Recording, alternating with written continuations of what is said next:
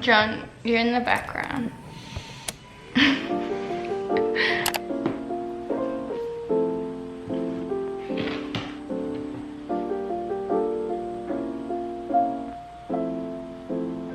It is the 31st of December 2024 and it's New Year's Eve, so I wanted to take this time to look back on my 2024 and some of the things that I accomplished, some things that I didn't accomplish, and just an overall general reflection on how my year went. If you've watched any of my videos, any of my resets, you'll understand that reflecting is such an important part to progress. Looking back and understanding where you maybe did or didn't achieve things is such a great way to continue moving forward on what things you can change and what things you can stay the same. I always reflect every single month and a year is no different. So I wanted to take you guys through my year, and I'm going to of course leave some journal prompts for you here so that you can do some reflecting on your own. I will be doing a whole separate video about resetting for 2025 that will come out on the weekend, and that will be sharing with you my 2025 goals, doing a big deep clean of the house, and just getting ready for another incredible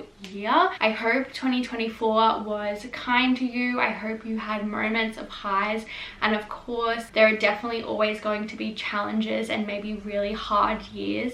Be proud of yourself for getting through that and adapting your mindset to make 2025 one of your special years. Let's get straight into reflecting about my 2024. I wanted to go through all of the months and share with you guys some of my key moments. I'm going to insert some pictures, some things that I just absolutely love throughout the year. Let's kick it off, of course, with January. Back at the start of the year, we started out the year at a Mullaney staycation, so we spent a couple of nights there bringing in the new year. I started walking by myself. This is one of the things in 2024 that I made so much progress on, was doing things by myself. It was a massive goal for me, and it's something that I did truly achieve. I started walking by myself, doing groceries by myself, and by the end of the year I was going to retreats by myself for 4 days. I had massive growth in that area, and that is something that I'm super proud of myself for. I started really getting into manifesting, angel numbers, and connecting with my intuition, and I wrote in there I tried pre-workout for the first time, which is what has helped me truly stay consistent with movement this year. Skipping to February, again, more walk, meditating, journaling, and movement. I got all back into that, making me feel super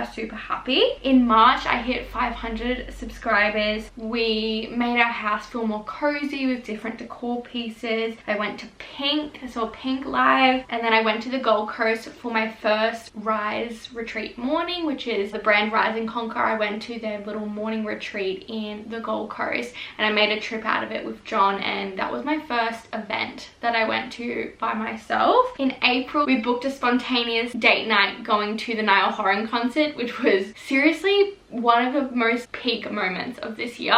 We were in like the mosh crowd, and it was just so much fun, and John and I had the best time. In May, I had a month in Italy with my entire family, which is so special and just such a great moment that we can all look back on as a family. We spent, the month of May there. In June, I quit my full-time job, which was a huge moment for me. I was so nervous, scared, all the feels about that decision, and I'm now looking back, it is the best decision that I did make for myself at that time, but it was super scary. We had a few things going on in our personal life with family's health, and we actually had my brother-in-law move in with us, so it was a very big time of change. Like, I quit my job, and then all of these sort of changes happened. Something that I'm super grateful for was that John's family moved back to Australia, so we now spend so much more time with them than we did when they lived overseas. In July, I started my self-employment journey. I went to more events. We booked Japan for next year. I had a video go viral on TikTok, which was just super fun, and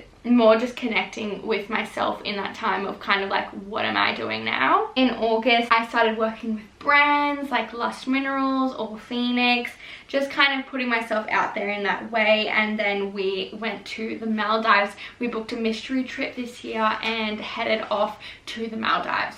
I can't even believe that I've been to the Maldives. In September, I fell in love with Gilmore Girls. I watched it for the very first time, and I had like my final competition with my dance team because I decided that I wasn't going to teach going into 2025 anymore. So it was a lot of lasts with my dance team, so competitions, and then in November it was concerts and like things like that. In October I went down to New South Wales to celebrate my Nonna's 80th. I collaborated with Rise and Conquer, drove to Byron Bay by myself. This was a huge deal for me because I've literally haven't even driven an hour by myself before, so let alone driving 3.5 hours to Byron Bay was a big thing for me. I turned 25 and then I went to the Naked Harvest retreat, which was super needed. I went there with the intentions of it being like a manifestation, like cutesy, like retreat moment, but it was actually very trauma based and working through things that have just sort of been suppressed for a really long time. So it was really incredible to be around like-minded people as well for the 4 days. In November, I started working with Naked Harvest as an ambassador,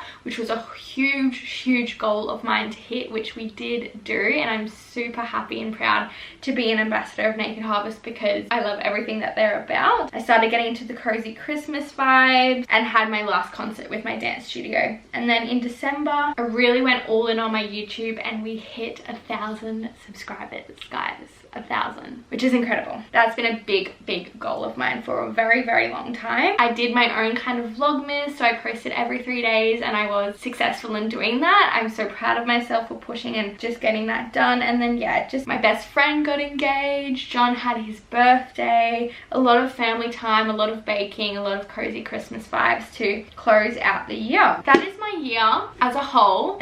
They were kind of my highlights of the year, and I want to make that super clear that of course with my life I did have challenges and things that came with that, but I'm very focused and very mindful of what I put out to you guys, and I of course always want that to be positive. My whole thing is that, you know how they say life half full half empty, like I'm like F that. I want my cup full as hell and overflowing, and that's what I want to portray to you guys, is positivity. So I am mindful of what I put out there, but please know that I do also go through challenges and things that, yeah, that's life and there's duality in life and you can have both. So that's definitely what I had this year, but I am really proud and happy to say that I had overall a very positive year this year with a lot of highs. If I could sum up, I need to have a drink of water, my throat from talking.